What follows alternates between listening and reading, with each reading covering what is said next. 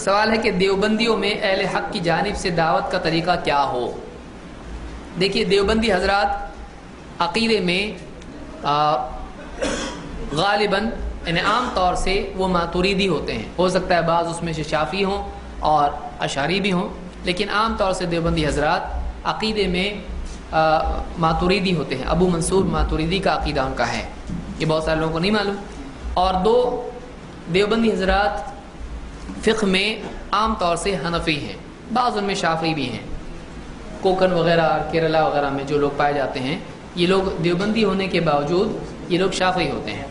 تو دیوبندی جو کہلاتا ہے عام طور سے وہ حنفی اور ماتوریدی ہوتا ہے، بعض اس میں شافعی اور اشعری بھی ہوتے ہیں.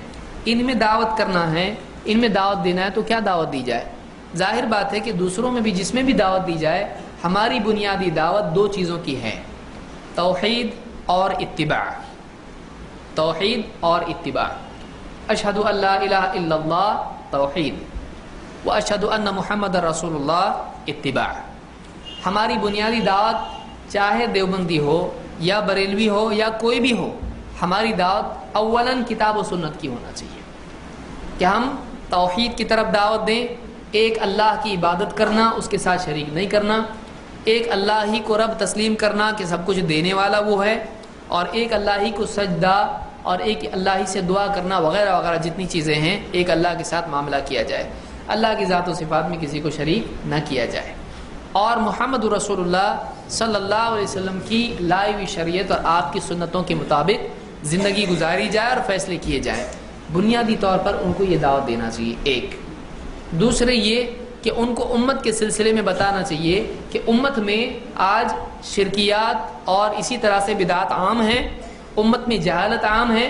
لہذا امت میں اگر خیر کو لانا ہے تو کتاب و سنت کو ذریعہ بناتے ہوئے، مصدر بناتے ہوئے ان میں توحید اور اتباع کی دعوت دینا ضروری ہے. ان کا ذہن ہی بنا جائے. تو دیوبندی حضرات میں آپ پہلے ہی مرحلے میں شروع کریں. آپ کے اندر یہ غلطی ہے، آپ کا عقیدہ ایسا ہے، آپ کے فلاں عالم نے لکھا ہے، وہ غلطیاں اپنی جگہ ہیں، لیکن پہلی مرحلے میں آپ یہ بات شروع کر دیں گے، وہ آپ سے متنفر ہو کے آپ سے دور ہو جائے گا. آپ اس سے کہیں دیکھیے ہماری دعوت کیا. کوئی پوچھے آپ کی دعوت کیا ہے، آپ کہیں ہماری دعوت یہ کہ آپ کے قاسم نانوتوی نے ایسا ایسا کہا، وہ غلط ہے. ہماری دعوت یہ ہے. ہماری دعوت میں جو بنیادی باتیں ہیں ان سے اگر آپ کی کوئی بات ٹکراتی ہے تو وہ غلط ہے. تو ہم بنیادی طور پر یہ دعوت دیں توحید اور اتباع کی. کلمہ ہے بنیادی چیز، شہادتین جس کو آپ کہتے ہیں. تو ان شہادتین سے جو بات ثابت ہوتی ہے، جو بات سامنے آتی ہے، آپ ان کو اس کی دعوت دیں. بریلوی کو بھی آپ اسی کی دعوت دیں. پھر اس کے بعد وہ پوچھے گا کہ ہماری کہاں غلطی ہے، تو آپ اس کو بتائیں دیکھیے آپ کے فلاں عالم نے بات لکھی ہے، آپ کا یہ عقیدہ ہے، یہ توحید سے ٹکراتا ہے.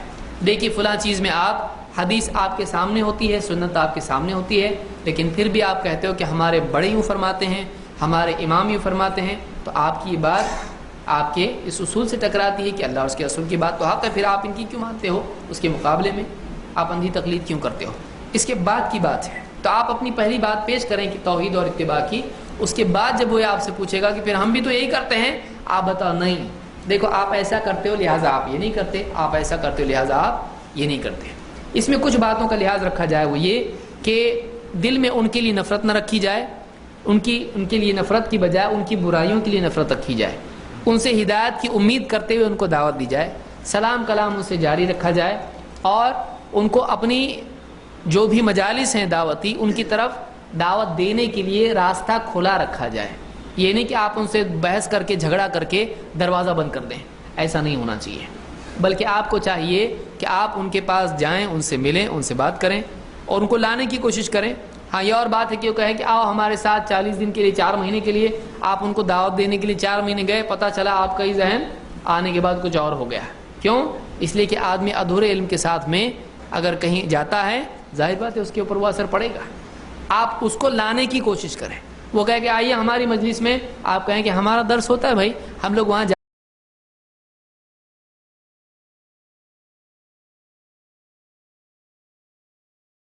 ہمارے یہاں دیکھو ہمارے فلاں کتاب پڑھی جاتی ہے، ہمارے فلاں عالم بتاتے ہیں. آپ جماعت میں جا رہے ہیں تو عالم بھی نہیں ہے، تو کیوں نہ عالم سے سیکھا جائے؟ کیونکہ علماء کیا ہیں؟ انبیاء کے وارث ہیں. آئیے عالم کے پاس. ایسا اس کو پیار محبت سے بول کے لانا، یہ ان کو دعوت دی جائے، اس طریقے سے ان کو دعوت دی جائے. جھگڑے ان سے کر کے ان کے اوپر کفر کے فتوے لگانا وغیرہ وغیرہ بچیں اس سے. یہ ہمارا کام نہیں، علماء کا کام ہے.